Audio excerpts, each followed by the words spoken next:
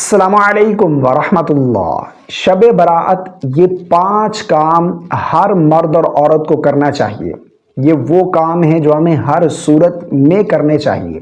اگر آپ یہ 5 کام شب برات کو کر لیتے ہیں تو اس رات میں جو عبادت کرنے کا ثواب ہے نا، وہ آپ کو انشاءاللہ عز و جل حاصل ہو جائے گا۔ اس رات کی جو برکتیں ہیں، اس رات کی جو فضیلت ہے، وہ آپ کو ضرور حاصل ہوگی، کیونکہ شب برات دیکھیں بہت ہی زیادہ بابرکت رات ہے، بہت ہی زیادہ فضیلت والی رات ہے۔ جس رات کے بارے میں آقا کریم علیہ الصلوۃ والسلام کا فرمان ہے کہ اس ایک رات میں اللہ رب العالمین بنو کلب قبیلے کی بکریوں کے بالوں سے بھی زیادہ اپنے بندوں کی بخشش فرماتا ہے۔ اور اس ایک رات کے بارے میں نبی رحمت صلی اللہ علیہ وسلم نے ارشاد فرمایا کہ اللہ رب العالمین غروب آفتاب سے طلوع فجر تک آسمان دنیا پر نزول فرماتا ہے اور اللہ کی طرف سے اعلانات کیے جاتے ہیں۔ ہے کوئی مجھ سے رزق مانگنے والا، میں اسے عطا کر دوں۔ ہے کوئی بیمار، میں اسے شفا عطا کروں۔ ہے کوئی مصیبت زدہ، میں اسے عافیت عطا کر دوں۔ ہے کوئی گناہوں سے بخشش مانگنے والا، میں اسے بخش دوں۔ یہ اعلانات طلوع فجر تک اللہ کی طرف سے کیے جاتے ہیں۔ ہے کوئی مجھ سے فلاں مانگنے والا، فلاں چیز مانگنے والا۔ تو یہ رات بہت ہی زیادہ برکت والی رات ہے۔ اس رات کو ہم نے غفلت میں بالکل نہیں گزارنا۔ یہ 5 کام جو میں آپ لوگوں کو بتانے جا رہا ہوں، یہ ہمیں ہر صورت میں کرنے چاہیے، چاہے وہ مرد ہے یا عورت، اس کے لیے ہمیں ضرور کرنے چاہیے، تاکہ اس رات میں جو عبادت کرنے کا اجر و ثواب ہے، جو قیام کرنے کا ثواب ہے، وہ ہمیں حاصل ہو جائے۔ وہ کون سے 5 کام ہیں؟ نمبر 1 پر میں ایک ایک کر کے آپ لوگوں کو بتاتا ہوں، اسے آپ نوٹ کر لیجئے اور اس طریقے سے آپ نے اس رات کو گزارنا ہے۔ انشاءاللہ عز و جل اس رات کی برکتیں، اس رات کی فضیلت، اس رات میں جو عبادت کرنے کا ثواب ہے، وہ آپ کو ضرور حاصل ہوگا۔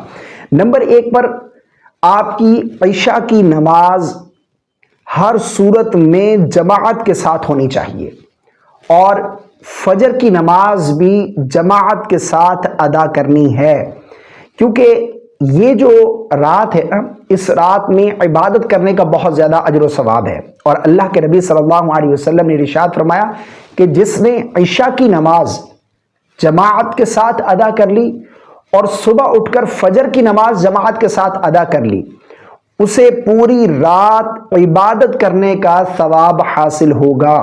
یہ آقا کریم علیہ الصلوۃ والسلام کا فرمان ہے۔ ہوتا یہ ہے کہ ہم عشاء کی نماز پڑھنے کے بعد عبادت میں مصروف ہو جاتے ہیں، لیکن عبادت کرتے کرتے آخر انسان ہے نا، تھک جاتا ہے، ہم تھوڑی سی سستی کر کے سو جاتے ہیں اور ہماری فجر کی نماز جو ہے وہ مس ہو جاتی ہے، تہجد جاتی رہتی ہے۔ تو اس طرح ہمیں بالکل نہیں کرنا۔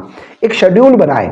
میں آپ لوگوں کو طریقہ بھی بتاتا ہوں۔ دیکھیں، عشاء کی نماز اور فجر کی نماز ہماری جماعت کے ساتھ ہونی چاہیے، اور خواتین جو ہیں وہ گھر پر ادا کریں گی۔ مردوں کو چاہیے کہ وہ جماعت کے ساتھ فجر اور عشاء کی نماز ادا کریں، کیونکہ حدیث پاک کا مفہوم ہے کہ جس نے عشاء اور فجر کی نماز جماعت کے ساتھ ادا کر لی، اسے پوری رات عبادت کرنے کا ثواب حاصل ہوگا۔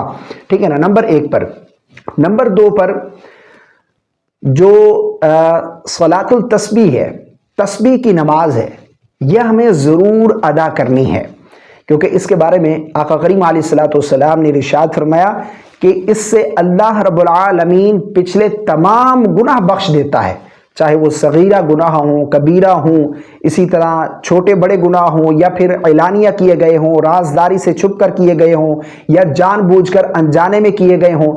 جتنے بھی گناہ ہیں اللہ تمام گناہوں کو بخش دیتا ہے۔ نمبر 2 پر صلاۃ التسبیح، یہ ہماری بالکل نہیں چھوٹنی چاہیے، کیونکہ نوافل کا رجحان ہوتا ہے، نوافل ہم ادا کرتے ہیں، تو صلاۃ التسبیح کے نوافل جو ہے نا، یہ ہم نے ضرور ادا کرنے ہیں۔ اچھا، اس کا پریکٹیکل طریقہ بھی ویڈیو موجود ہے، آپ دیکھ سکتے ہیں۔ میں بالکل آسان الفاظ میں آپ لوگوں کو سمجھاتا ہوں، تو آپ نے وہ ویڈیو ضرور جا کر دیکھنا ہے۔ نمبر 3 پر تیسرا کام کہ اس رات میں ہم نے دعاؤں کا اہتمام خوب کرنا ہے، کیونکہ یہ مانگنے والی رات ہے۔ اس رات میں دعائیں قبول ہوتی ہیں، اللہ کی طرف سے اعلانات، کوئی بھی مسئلے، دیکھیں دعا تو ہم ہر وقت مانگتے ہیں نا، لیکن اس رات میں کوئی خاص اہتمام کریں دعاؤں کا، کیونکہ اللہ کی طرف سے اعلانات کیے جاتے ہیں۔ کوئی مجھ سے مانگنے والا، میں اسے عطا کر دوں۔ اب اللہ خود فرما رہا ہے کہ مجھ سے مانگو میں تمہیں عطا کر دوں، تو یہ رات مانگنے والی ہے۔ اس رات میں اپنے لیے، اپنے گھر والوں کے لیے، اپنے بچوں کے لیے آپ خوب گڑ گڑا کر اپنی بخشش مانگیں، اپنے لیے جنت طلب کریں، اپنے رزق میں برکت مانگیں، اپنے لیے مصیبتوں سے نجات مانگیں، بیمار ہیں تو شفا مانگیں، جو بھی مانگ سکتے ہیں آپ اس رات میں ضرور مانگیے گا۔ نمبر 4 پر آپ کی تہجد کی نماز جو ہے نا وہ مس نہیں ہونی چاہیے۔ ہوتا یہ ہے کہ ساری رات عبادت کے ساتھ گزرتی ہے اور رات کے آخری حصے میں جا کر سو جاتے ہیں، تو ایک شیڈول بنائیں۔ دیکھیں، کچھ دیر آپ نے عشاء کے بعد قیام کیا، اس کے بعد پھر آپ قرآن مجید کی تلاوت میں لگ جائیں، پھر قرآن مجید سے تلاوت کرتے کرتے پھر آپ جو ہے وہ تسبیحات میں آ جائیں، سبحان اللہ، الحمدللہ، اللہ اکبر، لا الہ الا اللہ افضل ذکر ہے، اس میں مشغول ہو جائیں، درود پاک کی کثرت کریں، استغفار کی کثرت کریں، توبہ کی جو ہے وہ اللہ سے توبہ مانگیں، اور اسی طرح دعاؤں کا اہتمام کریں۔